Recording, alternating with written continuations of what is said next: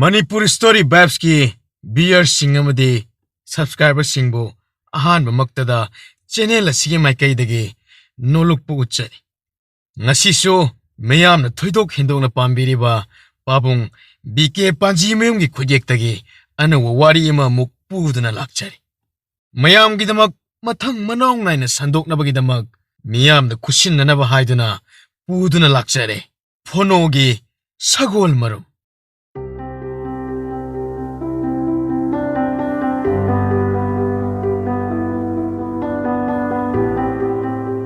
Majai bimana ngarang aigi imang da phamlaga aina ukhiba sumat jai purabi maithong da aigi imit animakta punchi chuppagi mami tahormal aina saking shelyem khudinge aigi saktam ubagi muhutta majai bimagi maithong da madu hekta ure maduna loire as tamina lekrene yamna pamuba mali Ataido, kona hairo.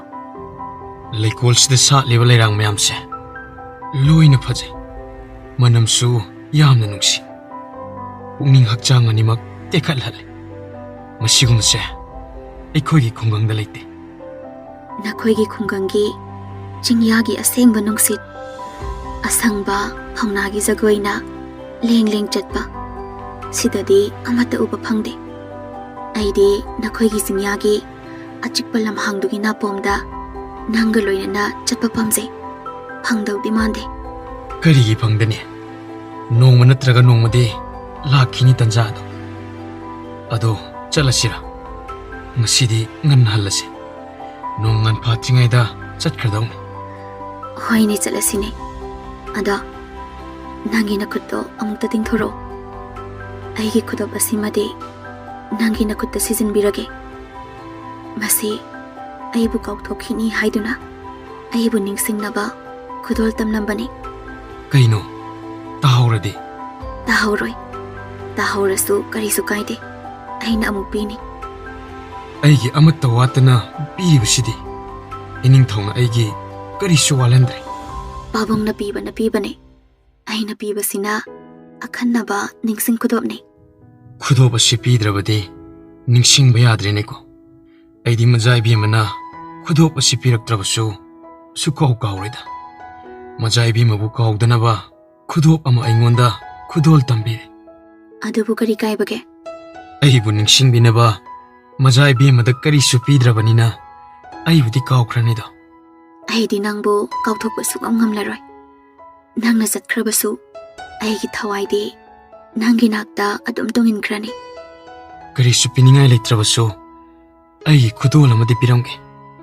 Pigadaba lairadi haujiksu piba yai pirodana. Haujikti piba yade. Horen majai bemana atang bisumba changlakpada madudoina pirage.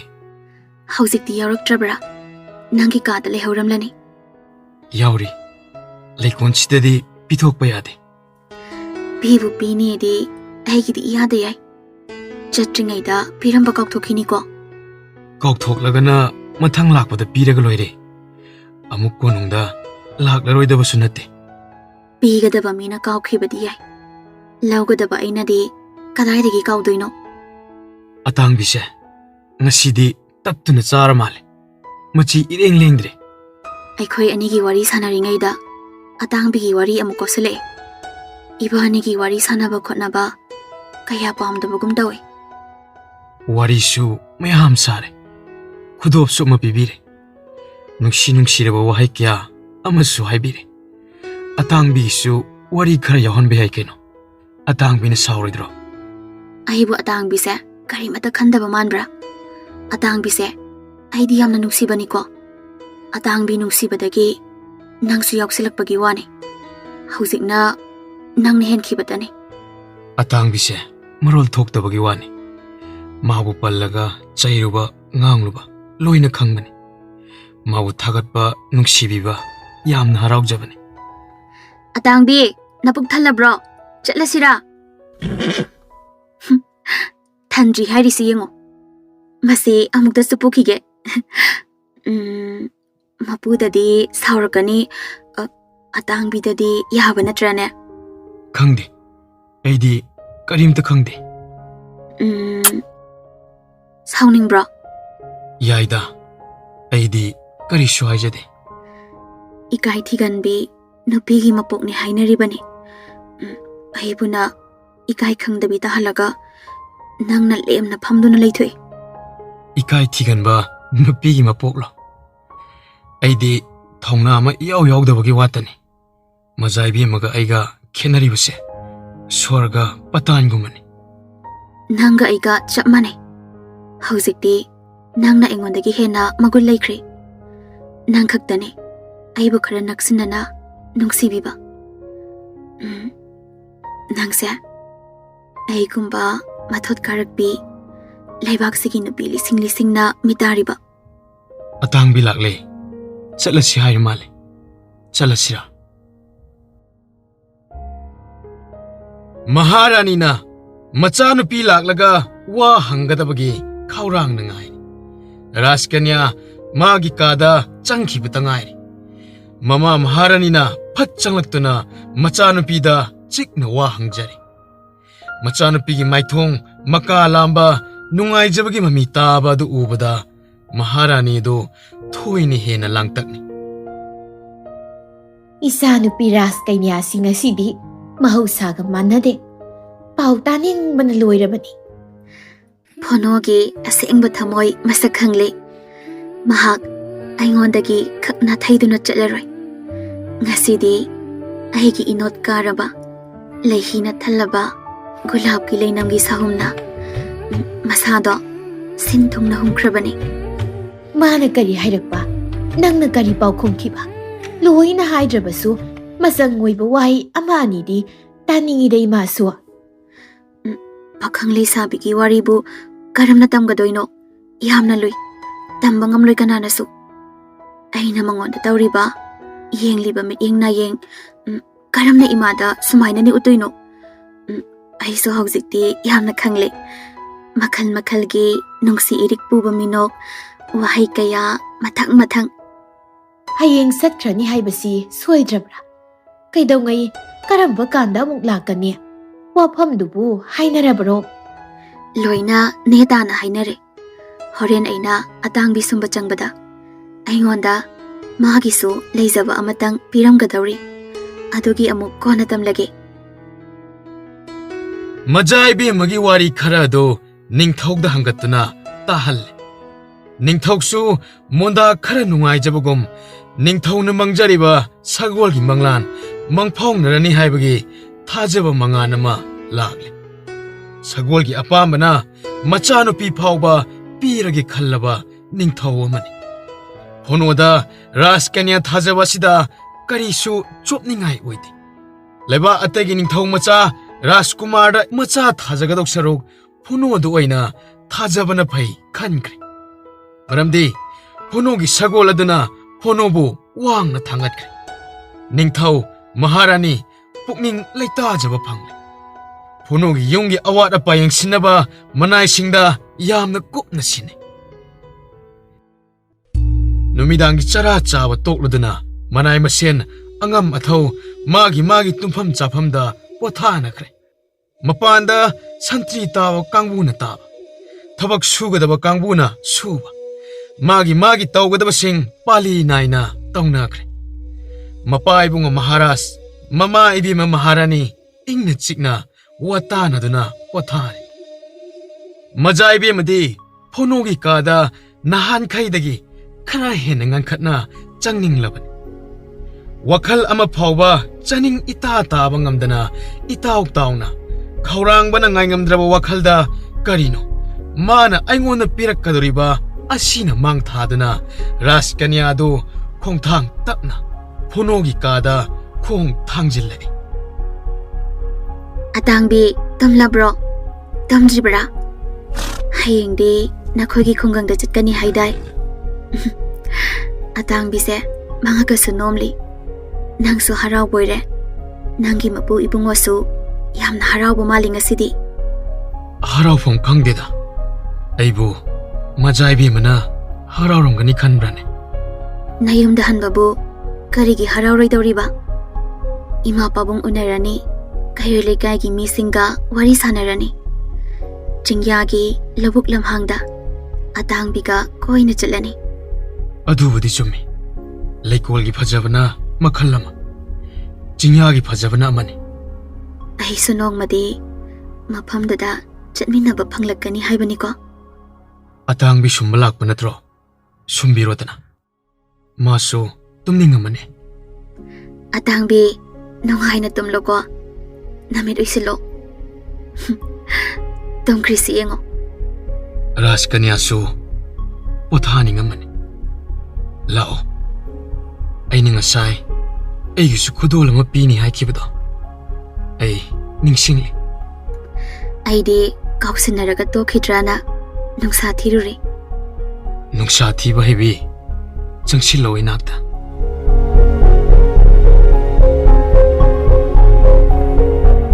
ꯔꯥꯖꯀꯟꯌꯥ ꯆꯪꯁꯤꯜꯂꯤ꯫ ꯃꯅꯥꯛꯇ ꯌꯦꯠꯀ ꯑꯣꯏꯒ ꯐꯝꯃꯤꯅꯤ꯫ ꯐꯣꯅꯣꯅ ꯔꯥꯖꯀꯟꯌꯥꯒꯤ ꯃꯔꯥꯏꯕꯛꯇ ꯈꯖꯥꯏ ꯅꯥꯀꯜ ꯑꯅꯤꯗ ꯅꯨꯡꯁꯤꯅ ꯆꯨꯞꯄꯤꯔꯤ꯫ ꯔꯥꯖꯀꯟꯌꯥ ꯏꯀꯥꯏꯔꯞ ꯇꯧꯔꯒ ꯍꯥꯏꯐꯦꯠ ꯅꯣꯛꯐꯦꯠ ꯇꯧꯖꯩ꯫ ꯇꯨꯝꯕ ꯊꯦꯡꯂꯅꯤꯌꯦ꯫ ꯑꯩꯗꯤ ꯇꯨꯝꯅꯤꯡꯗ꯭ꯔꯤ꯫ ꯑꯩꯕꯨ ꯊꯨꯅ ꯆꯠꯍꯟꯅꯤꯡꯕ꯭ꯔꯣ? ꯆꯠꯍꯟꯅꯤꯡꯗꯦ, ꯑꯗꯨꯕꯨ ꯍꯌꯦꯡꯗꯤ ꯉꯟꯅ ꯆꯠꯀꯗꯕꯅꯤꯅ꯫ ꯅꯪꯒꯤꯁꯨ ꯑꯩꯉꯣꯟꯗ ꯀꯔꯤꯅꯣ ꯑꯃ ꯄꯤꯅꯤ ꯍꯥꯏꯕꯗꯨꯗꯤ? ꯍꯧꯖꯤꯛꯇ ꯄꯤꯈꯤꯕꯗꯨꯗꯤ? ꯀꯗꯥꯏꯗ ꯄꯤꯔꯤꯕ? ꯑꯩꯗꯤ ꯎꯍꯧꯗꯦ꯫ ꯀꯗꯥꯏꯗ ꯊꯝꯂꯤꯕꯅꯣ? ꯁꯤꯗꯗꯤ ꯂꯩꯇꯦꯅ꯫ ꯍꯧꯖꯤꯛꯇ ꯄꯤꯈꯤꯕ ꯌꯥꯝꯅ ꯆꯝꯕ, ꯃꯃꯜ ꯌꯥꯎꯗꯕ ꯄꯣꯠꯁꯛꯇꯣ꯫ ꯁꯤꯗꯒꯤ ꯍꯦꯟꯅ ꯃꯃꯜ ꯌꯥꯝꯕ ꯑꯃ ꯄꯥꯝꯗ꯭ꯔꯦ꯫ ꯅꯍꯥꯛꯀꯤ ꯈꯨꯗꯣꯜ ꯑꯩꯒꯤ ꯏꯐꯝꯗꯗꯤ ꯍꯥꯏꯅꯤꯡꯉꯥꯏ ꯂꯩꯇꯅ ꯃꯃꯜ ꯌꯥꯝꯈ꯭ꯔꯦ꯫ ꯑꯩ ꯉꯁꯤꯗꯤ ꯅꯪꯒꯤ ꯃꯄꯨꯡ ꯐꯥꯔꯕ ꯋꯥꯈꯜꯒꯤ ꯗꯣꯂꯥꯏ ꯇꯣꯡꯗꯨꯅ ꯃꯐꯝ ꯁꯤꯟ ꯊꯨꯡꯅ ꯀꯣꯏꯃꯤꯟꯅꯔꯕꯅꯤ꯫ ꯃꯖꯥꯏꯕꯦꯝꯃ, ꯑꯇꯥꯡꯕꯤꯁꯨ ꯇꯨꯝꯈ꯭ꯔꯦ, ꯑꯩꯁꯨ ꯇꯨꯝꯂꯒꯦ, ꯄꯣꯊꯥꯕꯤꯔꯨꯔꯣ꯫ ꯋꯥ ꯑꯃꯠꯇ ꯍꯥꯏꯅꯗ꯭ꯔꯤ꯫ ꯍꯌꯦꯡ ꯆꯠꯈ꯭ꯔꯒ ꯀꯔꯝꯕ ꯀꯥꯟꯗ ꯑꯃꯨꯛ ꯂꯥꯛꯄ? ꯈꯨꯗꯣꯡꯆꯥꯕ ꯑꯃꯗ ꯍꯦꯛꯇ ꯂꯥꯛꯀꯦ, ꯄꯥꯎ ꯄꯤꯔꯛꯀꯅꯤ꯫ ꯁꯣꯝꯗ ꯃꯥꯒꯤ ꯃꯇꯣꯟ ꯀꯣꯟꯗꯨꯝꯅ ꯐꯣꯅꯣꯕꯨ ꯉꯥꯏꯕꯗ ꯃꯈꯣꯏ ꯃꯔꯤꯟ ꯊꯤꯜꯂꯦ꯫ ꯐꯣꯅꯣ ꯍꯥꯏꯕ ꯑꯉꯥꯡꯗꯣ ꯂꯥꯛꯇ ꯂꯥꯛꯈꯤꯁꯅꯨ꯫ ꯑꯩꯅ ꯄꯤꯕ ꯁꯒꯣꯜ ꯃꯔꯨꯝ ꯑꯗꯨꯒꯤ ꯃꯄꯥꯟꯅ ꯅꯨꯡꯉꯥꯏꯖꯕ ꯐꯪꯖꯔꯒ ꯑꯩꯅ ꯍꯥꯏꯕꯗꯒ ꯎꯁꯤꯠ ꯊꯑꯣꯏꯗ ꯃꯥꯕꯨ ꯍꯥꯠꯇꯣꯛꯂꯒ ꯃꯥꯒꯤ ꯁꯒꯣꯜ ꯑꯗꯣ ꯃꯨꯟꯗꯨꯅ ꯂꯧꯒꯅꯤ꯫ ꯃꯥ ꯀꯩꯗꯧꯕ ꯉꯝꯒꯅꯤ ꯌꯦꯡꯒꯦ꯫ ꯀꯣꯟꯗꯨꯝꯅ ꯐꯣꯅꯣꯒꯤ ꯃꯌꯨꯝꯗ ꯆꯠꯇꯨꯅ ꯍꯪꯉꯤ꯫ ꯅꯤꯡꯊꯧ ꯃꯅꯥꯏ ꯃꯁꯦꯟꯁꯤꯡꯅ ꯑꯁꯦꯡꯕ ꯑꯃꯠꯇ ꯍꯥꯏꯗꯣꯛꯇꯦ꯫ ꯆꯠꯈꯤꯕꯁꯨ ꯈꯪꯍꯧꯗꯦ, ꯀꯩꯗꯧꯉꯩ ꯂꯥꯛꯀꯅꯤ ꯍꯥꯏꯕꯁꯨ ꯈꯪꯗꯦ, ꯃꯁꯤꯇꯅꯤ ꯈꯨꯝꯂꯤꯕ꯫ ꯐꯣꯅꯣꯗꯤ ꯃꯥꯒꯤ ꯁꯒꯣꯜ ꯇꯣꯡꯗꯨꯅ ꯃꯝꯂꯤ ꯃꯝꯂꯤꯕ ꯀꯥꯟ ꯑꯗꯨꯗ ꯃꯌꯨꯝ ꯌꯧꯔꯛꯂꯦ꯫ ꯃꯅꯥꯏ ꯃꯔꯤ ꯃꯉꯥ ꯆꯪꯗꯨꯅ ꯋꯥꯔꯝꯂꯅꯤ ꯍꯥꯏꯗꯨꯅ ꯐꯣꯅꯣꯕꯨ ꯃꯈꯣꯡ ꯃꯈꯨꯠ ꯆꯥꯝꯗꯨꯅ ꯁꯦꯕꯥ ꯅꯤꯡꯊꯤꯅ ꯇꯧꯔꯦ꯫ ꯑꯇꯥꯡꯕꯤꯁꯨ ꯃꯗꯨ ꯃꯉꯥꯏ꯫ ꯃꯅꯥꯏꯁꯤꯡꯅ ꯇꯩꯊꯣꯛ ꯅꯥꯟꯊꯣꯛꯇꯨꯅ ꯂꯣꯏꯅ ꯃꯁꯥ ꯄꯨꯝꯕ ꯎꯐꯨꯜ ꯋꯥꯏꯐꯨꯜ ꯄꯛꯍꯟꯗ꯭ꯔꯦ꯫ ꯃꯃꯥ ꯃꯄꯥꯅ ꯆꯪꯂꯛꯇꯨꯅ ꯀꯣꯅꯨꯡꯒꯤ ꯋꯥꯔꯤ ꯋꯥꯇꯥꯏ ꯑꯃꯠꯇ ꯆꯤꯊꯗꯅ ꯁꯥꯟꯅꯔꯝꯃꯤ꯫ ꯅꯣꯡꯉꯥꯜꯂꯒꯗꯤ ꯐꯣꯅꯣ ꯀꯣꯅꯨꯡꯗꯒꯤ ꯍꯜꯂꯛꯄꯒꯤ ꯄꯥꯎ ꯍꯦꯛꯇ ꯇꯥꯅꯩ꯫ ꯀꯣꯟꯗꯨꯝꯁꯨ ꯄꯥꯎꯁꯤ ꯇꯥꯔꯦ꯫ ꯀꯣꯅꯨꯡꯒꯤ ꯊꯧꯔꯥꯡ ꯑꯗꯨꯗ ꯊꯕꯛ ꯇꯧꯃꯤꯟꯅꯒꯗꯕ ꯃꯤꯑꯣꯏ 7-9 ꯑꯗꯨ ꯁꯦꯝ ꯁꯥꯅꯈ꯭ꯔꯦ꯫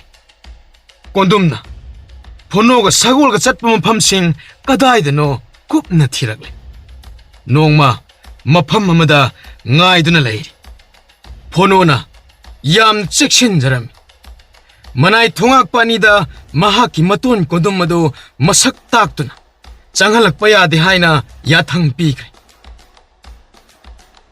ꯑꯁꯨꯝ ꯊꯦꯡꯅꯔꯛꯇꯕꯒꯤ ꯃꯇꯨꯡꯗ ꯀꯣꯟꯗꯨꯝꯅ ꯐꯣꯅꯣꯒꯤ ꯃꯌꯨꯝꯗ ꯂꯥꯛꯏ, ꯑꯗꯨꯕꯨ ꯊꯣꯡꯒꯥꯟ ꯂꯥꯟꯁꯤꯜꯍꯟꯗ꯭ꯔꯦ꯫ ꯀꯣꯟꯗꯨꯝ ꯁꯥꯎꯕꯅ ꯃꯩ ꯍꯧꯔꯦ꯫ ꯍꯟꯗꯛꯇꯤ ꯍꯦꯛ ꯊꯦꯡꯅꯕ ꯃꯐꯝꯗ ꯐꯣꯅꯣꯒꯤ ꯑꯔꯣꯏꯕ ꯅꯨꯃꯤꯠ ꯑꯣꯏꯔꯅꯤ ꯍꯥꯏꯗꯨꯅ ꯁꯤꯡꯗꯨꯅ ꯂꯩꯈ꯭ꯔꯦ꯫ ꯐꯅ ꯀꯨꯏꯅ ꯐꯣꯅꯣ ꯃꯥꯒꯤ ꯁꯒꯣꯜꯒ ꯃꯄꯥꯟ ꯊꯣꯛꯇꯦ꯫ ꯅꯤꯡꯊꯧ ꯃꯅꯥꯏꯁꯤꯡꯅ ꯐꯣꯅꯣꯒꯤ ꯁꯖꯤꯛ ꯅꯣꯡꯃꯒꯤ ꯐꯥꯟꯗꯨꯅ ꯄꯤꯖꯔꯝꯃꯤ꯫ ꯑꯇꯥꯡꯕꯤꯒꯤ ꯄꯥꯎꯁꯤ ꯇꯥꯕꯗ ꯅꯤꯡꯊꯧꯅ ꯈꯣꯡꯃꯤ ꯂꯥꯟꯃꯤ, ꯁꯒꯣꯜ ꯂꯥꯟꯃꯤ 10 ꯊꯥꯔꯛꯂꯦ꯫ हेन चेक्सिनख्रे हाइबा कोन्दुमसु खंगले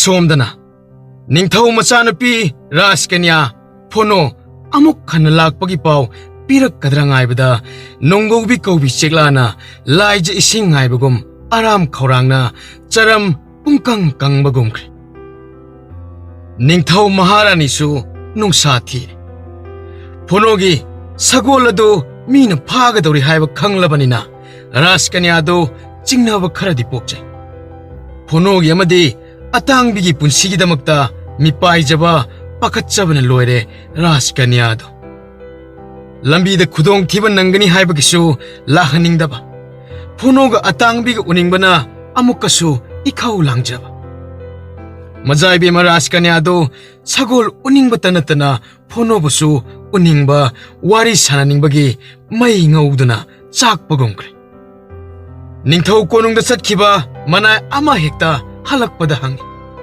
phono kaidongai lakani pau pirakra manai amatana pau pira I hairaktre raskanya chagani thakkani khanglaktre mama aibe mama harani da toin hangi lakani haraga suglak laktre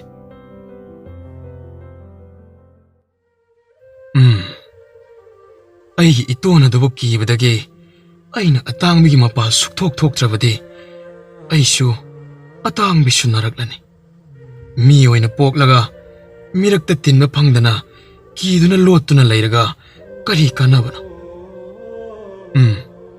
ai konung chatnaba sem sarage nakoi kana le lakliba ningthau ka ban mita atangbi aiga konung ka gani ko punamak sillang manai singna pau chenkre phono magi sagol tongdana lebak asigi ningthau konungda kagani haidana matam kuina phono mapan thokludre ningthau kaba numitadi phono konungda chatkadawri phono na mapan sukthok thoktana lerakliba si hana kuirakle nahan makhaidi chingyagi lampakta magi sagolga sanaba lamjen chenba chongba phanba yamna tawrambani karamba ningthaugi athingba leibana no khangde phonogi yumda mi changmasu hanadi yaram hojikti manai singna changhandre ningthauna akan mokhum tawrakpo eramgani sonaba haurakle majai be mana phonona magi atangbiga lakpada khudong thiba thoktanaba mapabungda kayarak hangatchai ningthauna hukum tawthakre tau phonona lakadaba numit asida phonogi khungang konunggi manak phawada leiriba lambi sida mi kana amata chatpa yaroi tau lambi gi mayada nang thabak suba pat kumba sajik phanba sampot khoiba amatta yaroi lam henduna lambi sarakta jiba matang thengnabada khudakta sibagi cherak phangani da tau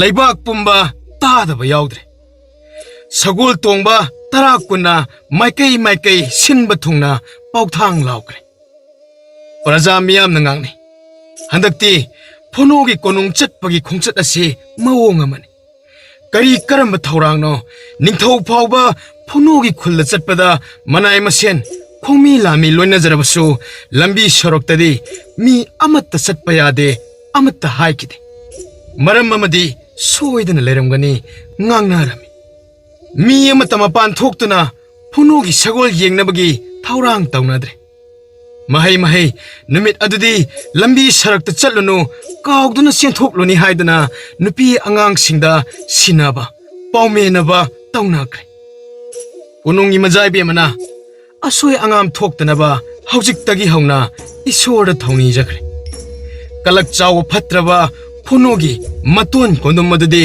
ningthaugi pauthang tarbasu namduna numit asida sagol mulawnabagi khudong chaba phanglaroi haiduna pukningda chap yungna khankre